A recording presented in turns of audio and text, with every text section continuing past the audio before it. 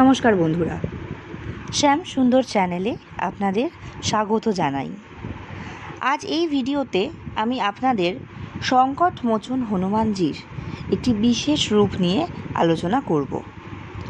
হনুমানজি তার ভক্তদের সর্বদা সকল প্রকার সংকট থেকে রক্ষা করেন।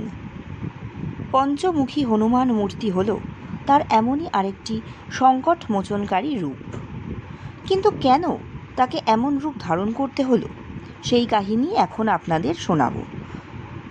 রাম রাবণ যুদ্ধ চলাকালীন রাবণ পুত্র ইন্দ্রজিৎ লক্ষণের দ্বারা নিহত হলে পুত্র শোকে ক্রুদ্ধ রাবণ তার মিত্র সম ভ্রাতা অহিরাবণকে স্বর্ণলঙ্কায় আহ্বান জানান। নিষ্ঠুর প্রকৃতির অহিরাবণ ছিলেন পাতাল লোকের অধীশ্বর।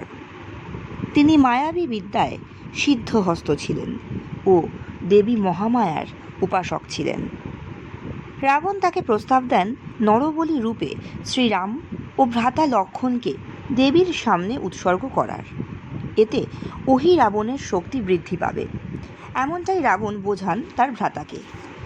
রাবণের কথা মতো অহিরাবণ রামের শিবিরে উপস্থিত হয়ে দেখলেন যে ভগবান শ্রীরামের দ্বার রক্ষক স্বয়ং বজরংবলী।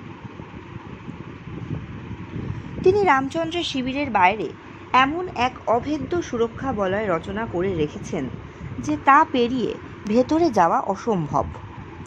তাই মায়াবী অহিরাবণ নিদ্রা মন্ত্রের সাহায্যে শিবিরের বাইরের সমস্ত বানর প্রহরীদের নিদ্রামগ্ন করে তুললেন ও বিভীষণের ছদ্মবেশ ধারণ করে বজরংবলীর কাছে শিবিরের ভেতর প্রবেশ করে রামচন্দ্রের সঙ্গে দেখা করার অনুমতি চাইলেন।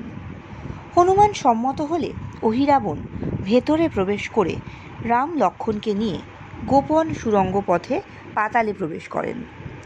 বানর সৈন্যরা যখন বুঝতে পারেন যে রাম লক্ষণ অপহৃত হয়েছেন, তখন হনুমান অহিরাবণকে বধ করে রাম লক্ষণকে মুক্ত করে আনার প্রতিজ্ঞা করেন। বিভীষণের সাহায্যে পাতাল লোকে প্রবেশ করে অহিরাবণের প্রাসাদে উপস্থিত হয়ে হনুমান দেখেন প্রাসাদের রক্ষক মকরধ্বজ নামে এক অর্ধ বানর ও সরীসৃপ প্রাণী। তার পরিচয় জিজ্ঞাসা করলে সে নিজেকে পবন পুত্র হনুমানের সন্তান বলে গণ্য করে। বিস্মিত হয়ে হনুমানজি ধ্যানের দ্বারা মকরধ্বজের জন্ম বৃত্তান্ত অনুসন্ধানে তৎপর হন। ধ্যানে তিনি জানতে পারেন যে লঙ্কা দহনের পর তিনি যখন ক্লান্ত হয়ে সমুদ্রের জলে ঝাঁপ দিয়েছিলেন, তখন তার এক ফোঁটা ঘর্মবিন্দু মাটিতে পড়েছিল, যার থেকেই জন্ম হয় এই মকরধ্বজের। কথা জানতে পেরে তাকে দ্বার ছেড়ে দিতে বলেন হনুমান, কিন্তু সে তাতে সম্মত না হলে উভয়ের যুদ্ধ বাধে। যুদ্ধে মকরধ্বজকে পরাস্ত করে তাকে প্রাসাদের দ্বারের কাছে বেঁধে রেখে ভেতরে প্রবেশ করেন হনুমানজি। ভেতরে স্থাপিত পাতাল কালী দেবী মূর্তির সামনে তিনি ভগবান শ্রীরাম ও ভ্রাতা লক্ষণকে বদ্ধ অবস্থায় দেখতে পান। সেখানে তিনি 5 দিকে 5টি প্রদীপ জ্বলতে দেখেন। চন্দ্রসেনের সাহায্যে হনুমান জানতে পারেন যে অহিরাবণকে বধ করতে হলে এই 5টি প্রদীপকে একসঙ্গে নেভাতে হবে। তাই 5 দিকে প্রজ্বলিত এই 5টি প্রদীপকে একসাথে নেভাতে তিনি ধারণ করলেন পঞ্চমুখী হনুমান রূপ, যার মধ্যে ছিল বানর, গরুর, বরাহ, নৃসিংহ ও হয়গ্রীব। এই পঞ্চমুখী রূপের দ্বারা তিনি 5টি প্রদীপ একসাথে নিভিয়ে দেন ও অহিরাবণের শিরচ্ছেদ করে তাকে বধ করেন তিনি। এইভাবে রামচন্দ্র ও লক্ষণকে পাতাল লোক থেকে উদ্ধার করে প্রতিজ্ঞা পূরণ করেন হনুমান। ফেরার পথে মকরধ্বজকে মুক্ত করে তাকে পাতাল লোকের রাজা ঘোষণা করেন। তাকে সন্তান রূপে স্বীকার করে নিয়ে আশীর্বাদও করেন। কৃত্তিবাস রচিত বাংলা রামায়ণে পঞ্চমুখী হনুমান কর্তৃক অহিরাবণ বধের কাহিনী মহিরাবণের পালা নামেও পরিচিত। হিন্দু ধর্মে পঞ্চমুখী হনুমানের পুজোর বিশেষ মাহাত্ম্য আছে। পঞ্চমুখী হনুমানের পঞ্চমস্তকের পূর্ব দিকে রয়েছে বানর মুখ, যা শত্রুদের বিরুদ্ধে নিশ্চিত বিজয় আনে।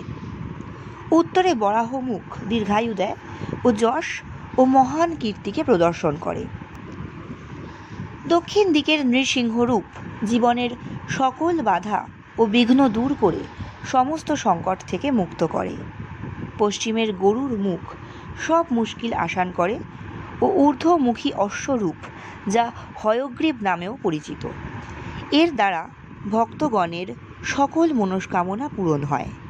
প্রতি মঙ্গলবার লাল জবা ফুলের মালা, মেটে সিঁদুর ও মতিচুর বা বেসনের লাড্ডু সহযোগে ভক্তি ভরে হনুমানজির এই পঞ্চমুখী রূপের আরাধনা করলে সকল বিপদ থেকে মুক্ত হওয়া যায় ও সকল মনোবাঞ্ছা পূরণ হয়।